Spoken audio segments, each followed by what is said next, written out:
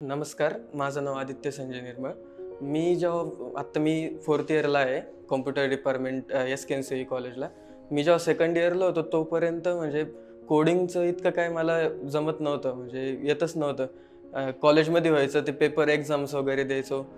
ते तर म्हणजे रट्टा मारून पण होत होतं. पण मग ॲक्च्युअल कोडिंग नॉलेज माझ्याकडे काहीच नव्हतं. पण माझा एक म्हणजे क्लासमेट होता, त्यांनी मला सजेस्ट केलं की इन्फिनिटीला जावाचा कोर्स आपण जॉइन करू शकतो. मग मी आलो त्याच्यासोबत जावाच्या कोर्सला आणि तेव्हा मी जावा जॉइन केलं 3rd इयरला असताना. म्हणजे पहिले 2 वर्ष माझे पूर्ण वेस्ट गेले BE की मी जस्ट फक्त कॉलेज अटेंड करतोय, लेक्चर करतोय, मला पॉइंटर पण चांगले येतोय, पण कोडिंग नॉलेज, प्रॅक्टिकल नॉलेज मला काही येत नव्हतं. पण ते जावाच्या लँग्वेज जेव्हा मी शिकलो तेव्हा मला कळालं की कोडिंग कशी असते, किती म्हणजे सुंदर आहे ती लँग्वेज.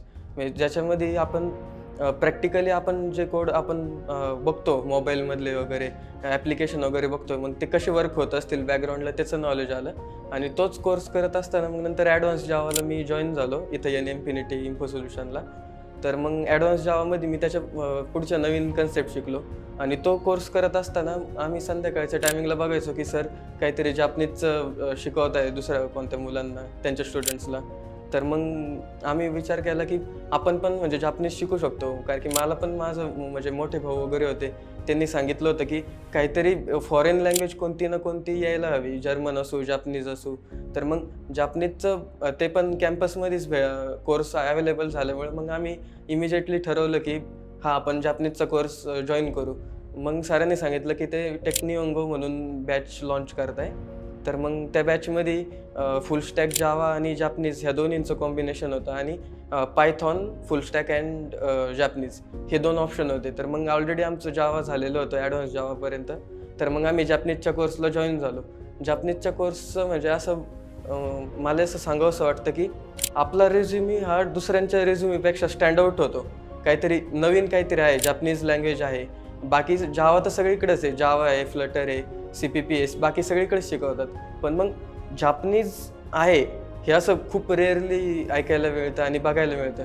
आणि मला त्याचा एका इंटरव्ह्यूमध्ये फायदा पण झाला. म्हणजे त्या समोरचे जे मॅनेजर होते की त्यांच्या लक्षात राहिलं की हा कोणता तरी मुलगा होता ज्यांनी जापनीजमध्ये त्याचं इंट्रोडक्शन दिलं होतं. भलं त्यांना काही समजलं नव्हतं, पण मग काहीतरी करताय मुलं वगैरे त्या टाईपमध्ये. तर मग ओव्हरऑल सांगायचं असं झालं तर ते जापनीजचा कोर्स जॉईन केला. तर मग माझी नॅट आणि JLPT N5 हे दोन्ही पण क्लिअर झाले.